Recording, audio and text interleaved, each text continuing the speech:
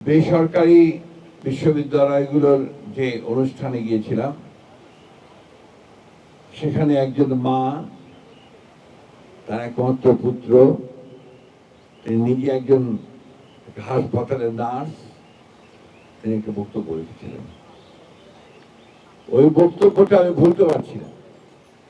তিনি দীর্ঘক্ষণ ধরে আহাজারি করে কেঁদে কেটে একটা কথাই বলছিলেন, যে ছেলেটাকে দেখে আমি স্বপ্ন দেখেছি, আমার পরিবারের স্বপ্ন দেখেছি, আমার ভবিষ্যতের, সেই ছেলেটাকে ওরা কেড়ে নিয়ে গেছে। এবং কেড়ে নিয়ে গেছে একটা নিদারুণ ভয়াবহ মর্মান্তিক পাশবিক ভাবে। তাকে গুলি করে মেরেছে, পড়ে গেছে, এরপর একটা ভ্যানের মধ্যে উঠিয়েছে। বেঁচে আছে না মরে গেছে সেটাও না দেখে আরো ৬-৭টা লাশের সঙ্গে তাকে পুড়িয়ে দিয়েছে। চিন্তা করতে পারেন, একটা স্বাধীন দেশের নাগরিক আমরা 1971 সালে যুদ্ধ করেছিলাম একটা স্বাধীন দেশের জন্য। এই দেশের পুলিশ প্রশাসন নিরাপত্তা রক্ষার জন্য দায়িত্ব পালন করে, যাদের বেতন আসে আমাদের প্রত্যেকের ট্যাক্সের টাকা থেকে। তারা আজকে আমার ছেলেকে হত্যা করছে, পুড়িয়ে মারছে। কি নির্মম, নৃশংস, অমানবিক। এই জন্যই হাসিনাকে কোনোদিন ক্ষমা করা যাবে না। হাসিনা হচ্ছে মানব জাতির একটা কলঙ্ক। হাসিনা হচ্ছে মায়েদের একটা কলঙ্ক।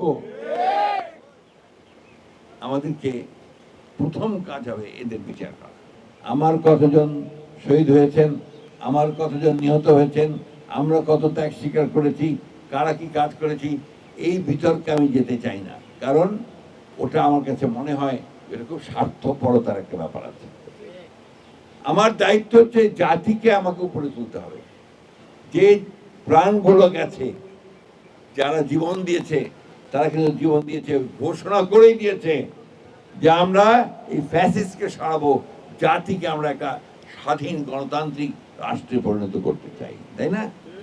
সেই জন্যে আমাদের লক্ষ্য একটাই, সেটা হচ্ছে যে আমরা একটা সত্যিকার অর্থে একটা উদারপন্থী গণতান্ত্রিক রাষ্ট্র নির্মাণ করতে চাই। আমরা নতুন বাংলাদেশ চাই, পরিবর্তন চাই। আমরা দুর্নীতি চাই না, ঘুষ চাই না, আমরা হত্যা চাই না, নির্যাতন চাই না। আমরা মানুষ যেন সুস্থভাবে, স্বাধীনভাবে, কমফোর্টেবল হইতে একটা স্বস্তির সঙ্গে চলাফেরা করতে পারে, সেই ধরনের একটা রাষ্ট্র চাই। আজকের এই কর্মসূচিটি আমার কাছে সেই ধরনের একটি কর্মসূচি যেখানে আমরা একটা উন্নত রাষ্ট্রচিন্তার নিদর্শন দেখতে পাই। যেহেতু আজকে গোটা পৃথিবী জলবায়ু, ক্লাইমেট সমস্যায় আক্রান্ত, আমাদের বাংলাদেশ আরো বেশি করে আক্রান্ত। এখানে আমাদের যে ফরেস্টের, সবুজের যে পরিমাণ পার্সেন্টেজ, সেটা অনেক 10 লক্ষ গাছ লাগানোর মধ্য দিয়ে আমরা এই বাংলাদেশকে সবুজ করবার একটা প্রক্রিয়া শুরু করব। এটা নিঃসন্দেহে আমাদের কাছে অত্যন্ত আনন্দের এবং ভবিষ্যতের উজ্জ্বল স্বপ্ন দেখার একটা বিষয়।